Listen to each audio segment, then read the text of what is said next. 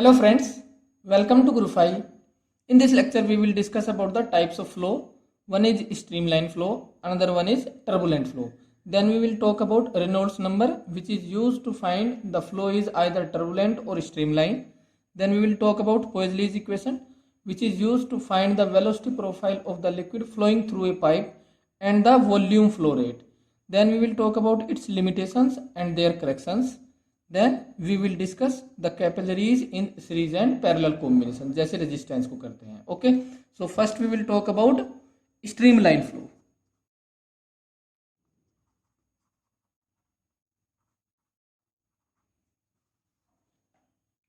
सो streamline flow में क्या होता है, जब कोई लिक्विड का पार्टिकल किसी पर्टिकुलर पॉइंट से पास करता है तो जो उसकी वेलोसिटी है, मतलब उसकी डायरेक्शन और मैग्नीट्यूड दोनों कांस्टेंट रहते हैं. जैसे प्रीसीडिंग पार्टिकल की वेलोसिटी होगी ऐसे ही उस पार्टिकल की वेलोसिटी होगी.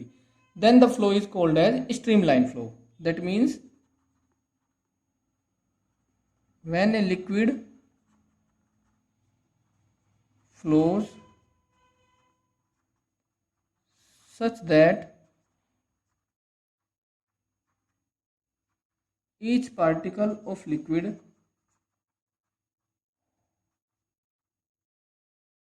passing a certain point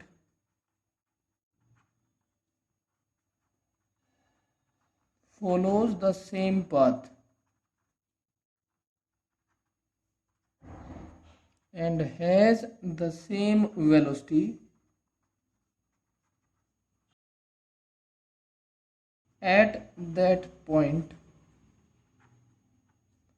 as its preceding particle. जो पहले वाला पार्टिकल था उसकी वेलोसिटी भी सेम रहेगी जैसे इसकी वेलोसिटी, और पाथ भी रहेगा same. Preceding particles, then the flow is called as streamline flow or steady flow और लैमिनार फ्लो भी बोल सकते हैं इसको. सो जो एक्सटर्नल एनर्जी देते हैं हम लिक्विड को, या जो एक्सटर्नल एनर्जी दी जाती है लिक्विड को, वो सारी की सारी किसके लिए यूज हो जाती है? To overcome the viscous drag या viscous force between the different layers of the liquid. So in streamline flow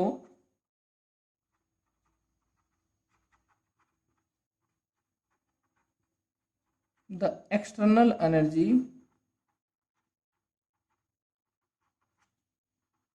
maintaining the flow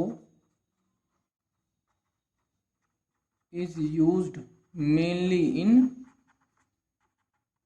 overcoming the viscous drag या viscous force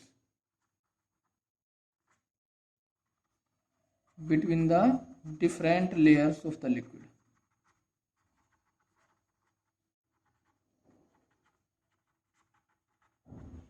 Okay, now we will talk about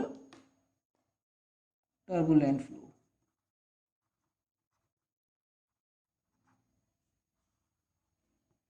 turbulent flow में क्या होता है, इसका opposite.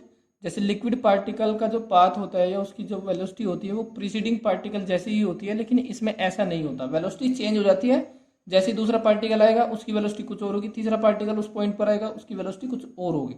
मतलब direction भी बदल सकती है और वेलोसिटी का मैग्नीट्यूड भी चेंज हो सकता है. तो ऐसे फ्लो को बोलते हैं turbulent flow. When velocity of particles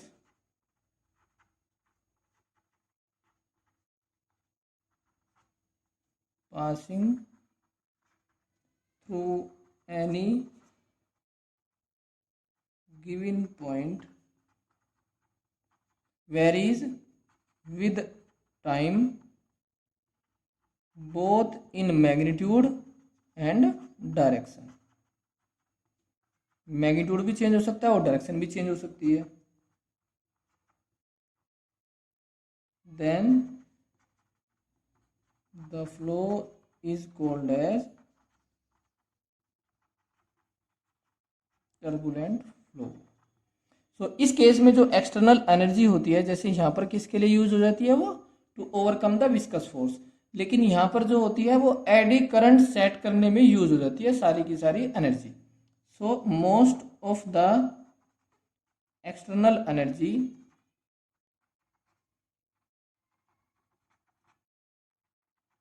maintaining this flow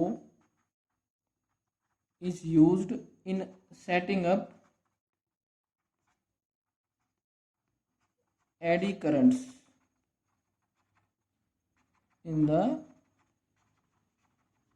liquid. So इसमें to overcome the viscous drag और इसमें to set up the eddy currents. So the critical velocity is the velocity of liquid below which the flow is steady and above which the flow tends to be turbulent. So the limiting value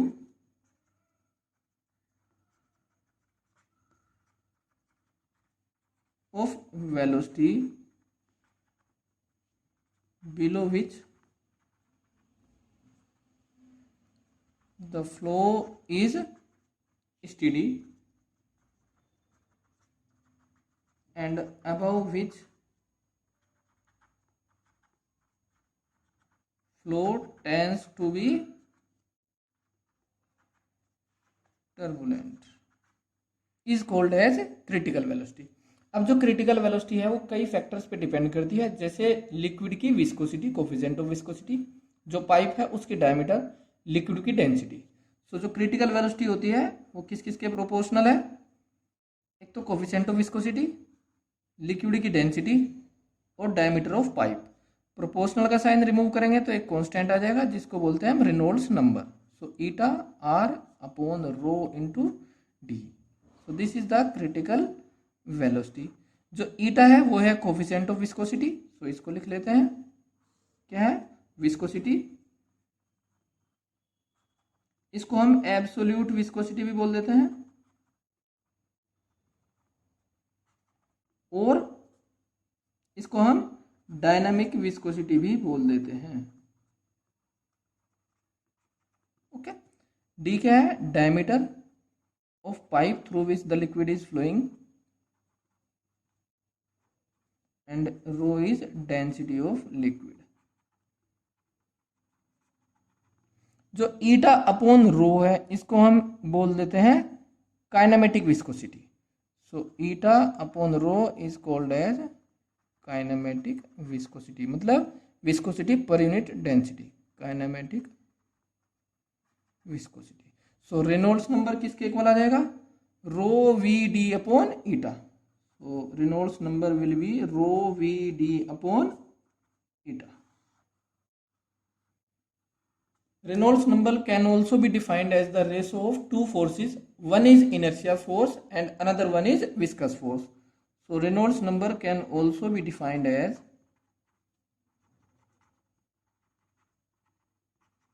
the ratio of inertia force and viscous force. अब जब दो forces का ratio है तो कैसा हो गया? Dimensionless constant and a dimensionless and is a dimensionless number. So अगर रेनॉल्ड्स नंबर की वैल्यू 2000 से कम होती है देन फ्लो इज स्टेडी, 2000 से ज्यादा होती है then flow tends to be turbulent, and if Reynolds number is greater than 3000 then flow becomes turbulent. So if R is less than 2000 then flow is steady और 2000 से ज्यादा होते ही tends to turbulent. तो इसमें दो पॉइंट लिख लेते हैं। जो फ्लो है लिक्विड का, अगर ईटा ज्यादा है, डायमीटर कम है और डेंसिटी भी कम है तो आर की वैल्यू कम हो जाएगी, तो फ्लो कैसा हो जाएगा? Steady. So for small Reynolds number the flow becomes steady. So flow of liquids of higher viscosity and lower density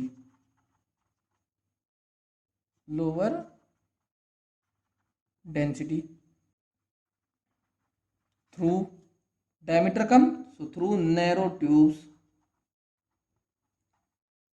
tends to be steady. So अगर कोफिशिएंट ऑफ विस्कोसिटी ज़्यादा होगा, डेंसिटी कम होगी, डायमीटर कम होगी, तो are की value कम होगी, then flow becomes steady. Next point, अगर हम परफेक्टली मोबाइल लिक्विड के लिए लेते हैं या नॉन विस्कस लिक्विड के लिए देखते हैं, सो जो कोफिशिएंट ऑफ विस्कोसिटी होगा वो जीरो हो जाएगा, तो आर की वैल्यू इनफाइनाइट हो जाएगी, मतलब 2000 से बहुत ज़्यादा, तो फ्लो कैसा हो जाएगा, turbulent, always turbulent. So for a non viscous liquid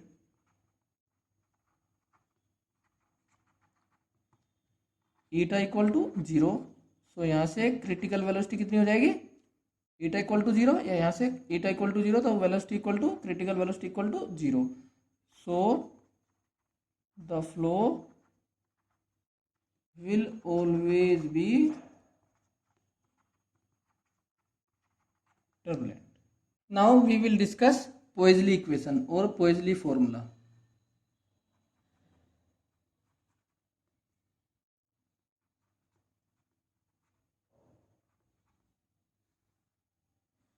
So this equation is used to find the velocity profile of the liquid flow or the volume flow rate of the liquid through a pipe.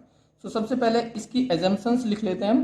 What are the assumptions for the derivation of Poiseuille equation?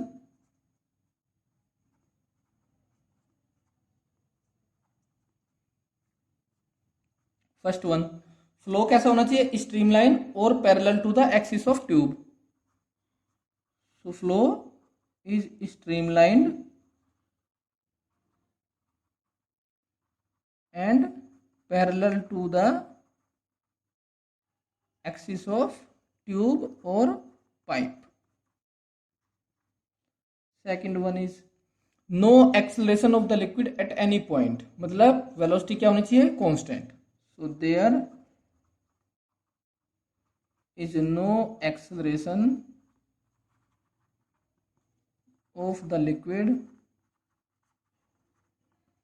at any point. Third one, no radial flow, that means pressure over any cross section should be constant. So there is no radial flow, that is the pressure over any cross section is constant. Fourth one, जो fluid particles है in the contact with the walls of the tube should be at rest. So the fluid particles in contact with the walls of the tube are at rest. Fifth one, so holds good only for pipe of uniform cross sectional area. The flow occurs due to the constant pressure difference along the direction of flow. So pressure difference की वजह से जो flow की direction है उसके along pressure difference की वजह से flow हो रहा है liquid का. So flow occurs due to constant pressure difference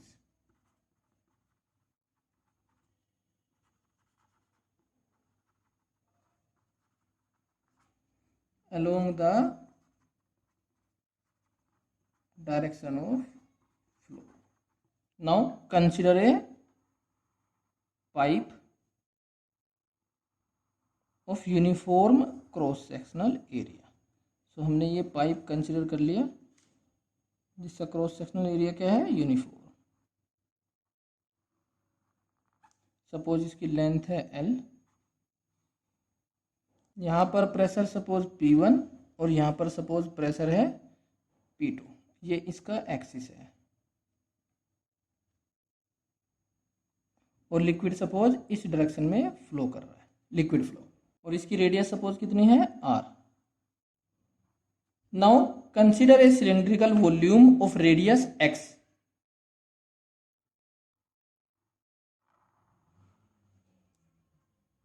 radius x का एक सिलेंड्रिकल वॉल्यूम कंसिडर किया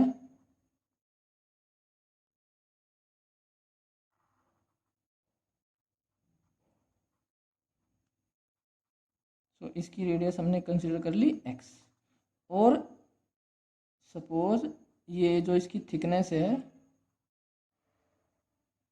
ऐसे, ये एलिमेंटल सिलेंड्रिकल होलो सिलेंड्रिकल वॉल्यूम, और इसकी थिकनेस मैंने ले ली है सपोज dx। अब जो ये सिलेंडर हमने कंसिडर किया है x रेडियस का, अब इस पर चेक करते हैं कौन कौन से फोर्स लगे हुए हैं। सबसे पहले विस्कस फोर्स। तो viscous force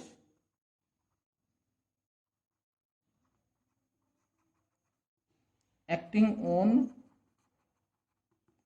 liquid cylinder of radius x is, कितना हो जाएगा? विस्कस फोर्स क्या होता है? Eta A into velocity gradient. So coefficient of viscosity eta A into velocity gradient क्या होता है? dv by dx। ये तो होता है वेलोसिटी ग्रेडियंट। यहाँ पर वेलोसिटी सपोज v है, और जो x प्लस dx पर जो वेलोसिटी है उसको हमने कंसिडर कर लिया v प्लस dv। सो यहाँ पर वेलोसिटी v और यहाँ पर velocity v plus dv। Negative sign ये शो कर रहा है कि जो वेलोसिटी है रेडियल डायरेक्शन में घटती जा रही है, और यहाँ पर वेलोसिटी क्या है? जैसे हमने कंसिडर किया है fluid in contact with the walls of the tube are at rest, तो यहाँ पर वेलोसिटी 0 है। सो इधर से अगर रेडियस बढ़ती जाएगी तो वेलोसिटी घटती जाएगी, इसलिए ये माइनस साइन आया है। अब एरिया, एरिया किसका है? जहां पर ये विस्कस फोर्स लगा हुआ है, मतलब जो इसका कर्व्ड सरफेस एरिया है, तो वो कितना होगा? 2 पाई एक्स इंटू एल। तो this comes out to be eta 2 pi x into L minus dv by dx। तो ये हो जाएगा विस्कस फोर्स। नाउ जो ये सिलेंड्रिकल वॉल्यूम हमने कंसिडर किया, इस पर प्रेशर डिफरेंस की वजह से, इधर P1 ज्यादा इधर P2 कम है, तो प्रेशर डिफरेंस की वजह से इसमें एक्सेलरेशन होगा। लेकिन हमने क्या लिया है assumption? There is no acceleration of the liquid at any point. So जो फोर्स लगेगा इस प्रेशर डिफरेंस की वजह से, उसको कौन बैलेंस करेगा? ये विस्कस फोर्स, जिससे वेलोसिटी क्या होगी? Constant. So force tending to accelerate the liquid cylinder is, कितना होगा force? Pressure difference into cross sectional area. अब क्योंकि वेलोसिटी कांस्टेंट है, मतलब no acceleration of the liquid,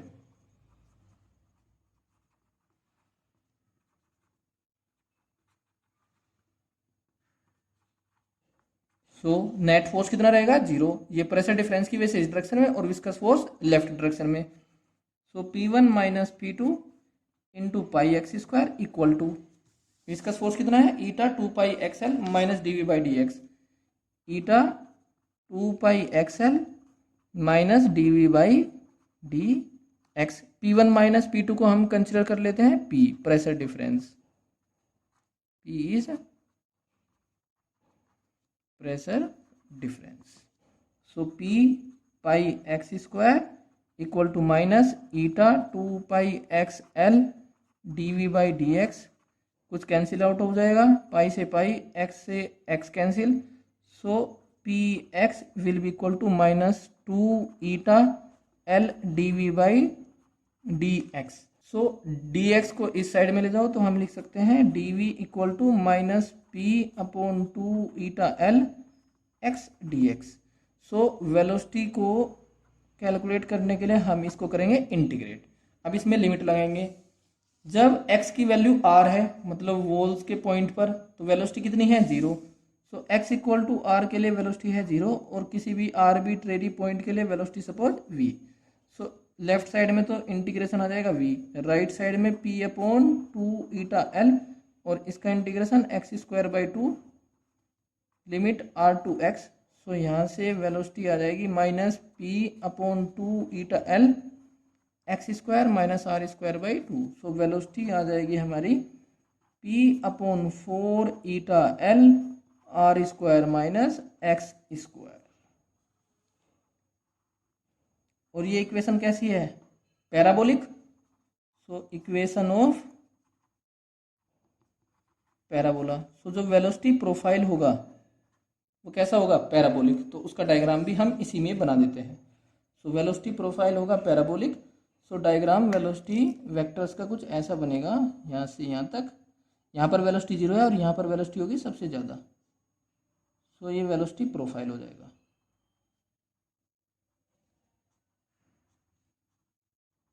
okay, velocity profile मतलब जो एक कर्व हमने बनाया कैसा है, parabolic. So x equal to R के लिए वेलोसिटी क्या है, 0। तो x इक्वल टू 0 के लिए वेलोसिटी क्या हो जाएगी, मैक्सिमम। सो मैक्सिमम वेलोसिटी आ जाएगी p upon 4 eta l into R square at x equal to 0, that means at axial points along the axis of the pipe. Now we will find the volume flow rate of the liquid. So volume flow rate क्या होता है, dq into a into v, और cross section हमने ले लिया, जो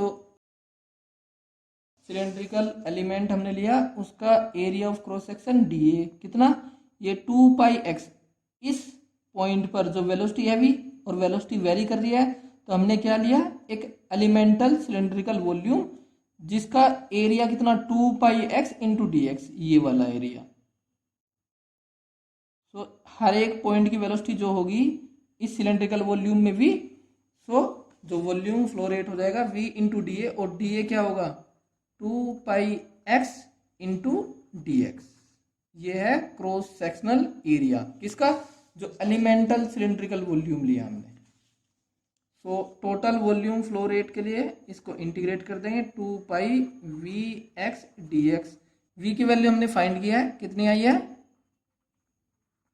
p upon 4 eta L R square minus x square into x into d x, और limit क्या हो जाएगी x की, 0 टू r। सो इसको सिंप्लीफाई कर लेंगे, pi p upon 2 eta L R square x minus x cube d x, limit 0 to r।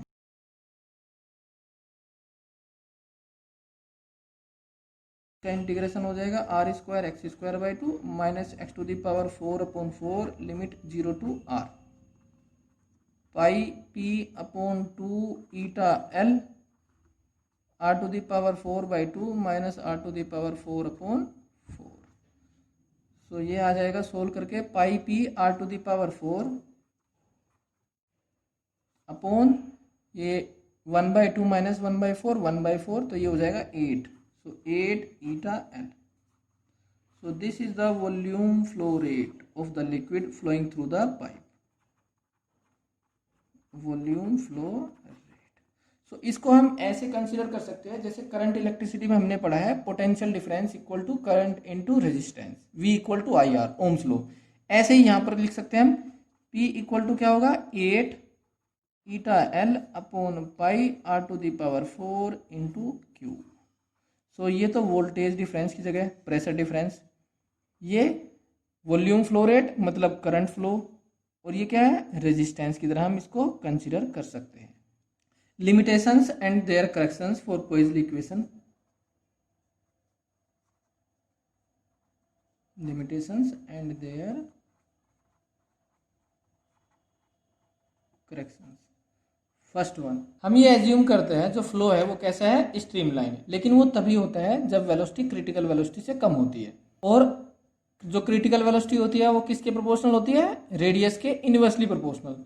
सो जो tube है या जो पाइप है उसका क्रॉस सेक्शनल एरिया क्या होना चाहिए, कम। अगर ज्यादा होगा तो flow tends to be turbulent. So जो ये फॉर्मूला हमने ड्राइव किया है ये तभी एप्लीकेबल है, holds good for narrow tubes only. It is assumed that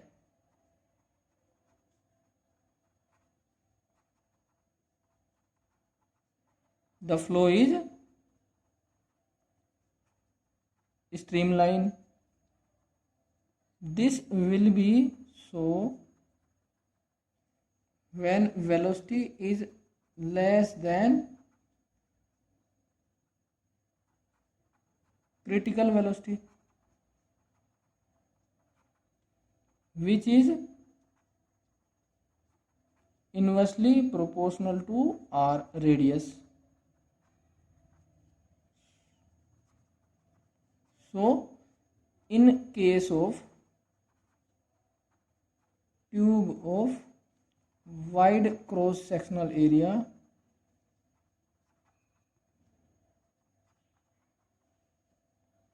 the flow tends to be turbulent. So this formula holds good for narrow tubes only. Thus this formula holds good for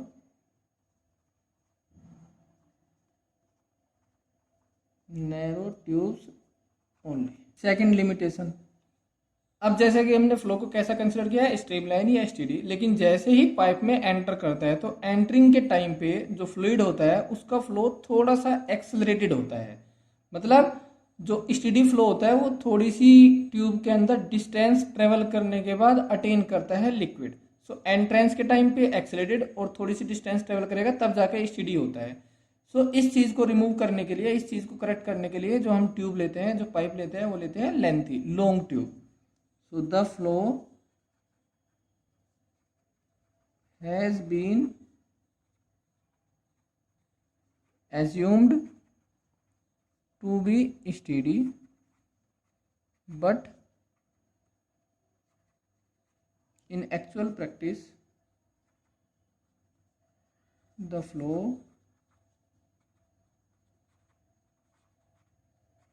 is slightly accelerated at the entrance and become steady only after traversing a small distance. This error may be reduced by using a long pipe. Third, जो pressure apply करते हैं हम, वो हमने consider किया है कि totally used in overcoming viscous force, but actual practice में क्या होता है, अप्लाइड प्रेशर का कुछ हिस्सा या कुछ पार्ट फ्लूइड को काइनेटिक एनर्जी देने में भी लग जाता है। So it is assumed that the applied pressure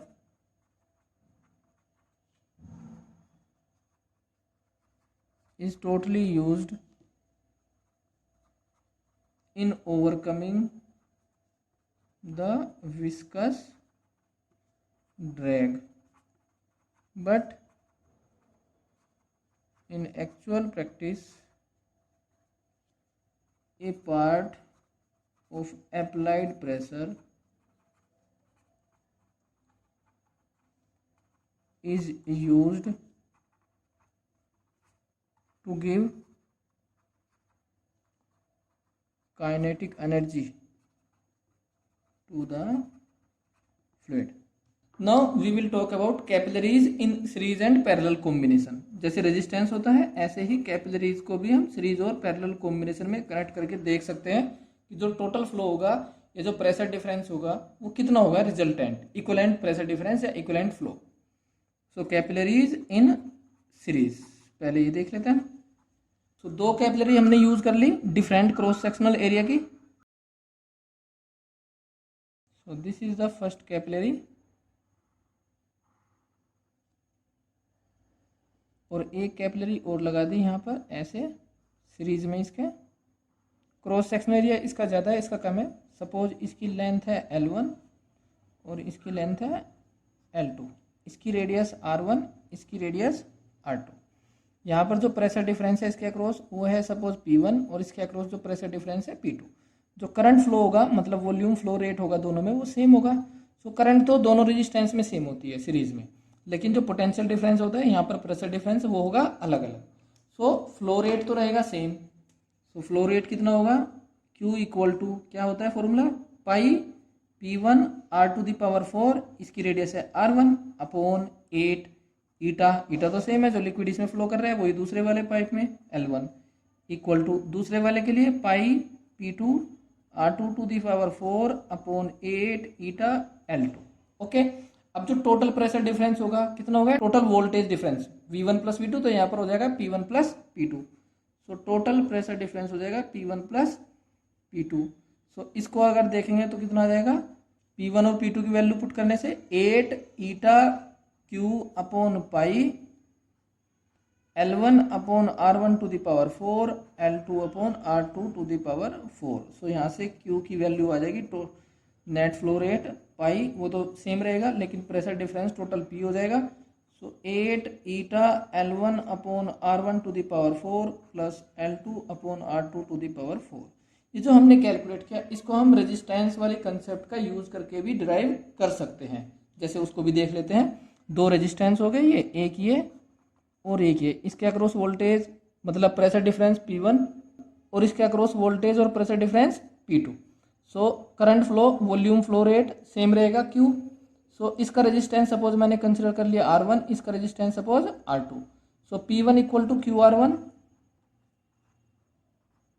और P2 इक्वल टू QR2। अब सीरीज में रेजिस्टेंस क्या होता है, R1 प्लस R2, और रेजिस्टेंस का फॉर्मूला हमारा क्या है, 8 eta L upon pi R square. So ये हो जाएगा 8 eta upon pi L1 upon R1 की power 4 plus L2 upon R2 to the power 4। So जो नेट प्रेशर है वो तो P हो जाएगा P1 प्लस P2, वो किसके इक्वल, फ्लो मतलब करंट इंटू R, और यही चीज है जो हमने यहाँ लिखी, चेक कर लो। P1 plus P2 equal to Q 8 eta upon pi this L1 upon R1 to the power 4 L2 upon R2 to the power 4। तो ऐसे भी कर सकते हैं और इसका यूज करके भी हम लिख सकते हैं similarly. Now capillaries in parallel combination, capillaries in parallel combination. तो हमने दो कैपिलरी यूज कर ली इसके लिए, एक ये एक कैपिलरी और एक कैपिलरी सपोज ये।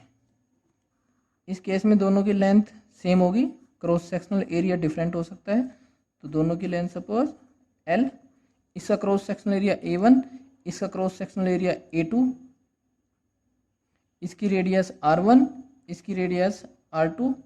प्रेशर डिफरेंस दोनों के अक्रॉस अब क्या होगा, सेम, जितना प्रेशर डिफरेंस इसके लिए उतना ही प्रेशर डिफरेंस इसके लिए। सो प्रेशर डिफरेंस P और P, लेकिन अब जो वॉल्यूम फ्लो रेट होगा वो अलग अलग होगा। सपोज इसमें वॉल्यूम फ्लो रेट Q1 और इसमें volume flow rate Q2। So parallel combination में क्या रहता है, पोटेंशियल डिफरेंस सेम रहता है तो प्रेशर डिफरेंस सेम रहेगा, लेकिन करंट अलग अलग। सो इस केस के लिए हम जो रेजिस्टेंस है उसका फॉर्मूला लगाते हैं, या विदाउट उस फॉर्मूले के भी आप लोग कर सकते हो। सो नेट रेजिस्टेंस कितना हो जाएगा, 1 upon R1 plus 1 upon R2। So 1 upon 8 eta L1 upon pi R1 to the power 4 plus pi R2 to the power 4 upon 8 eta L2, ये आ जाएगा इक्विवेलेंट रेजिस्टेंस।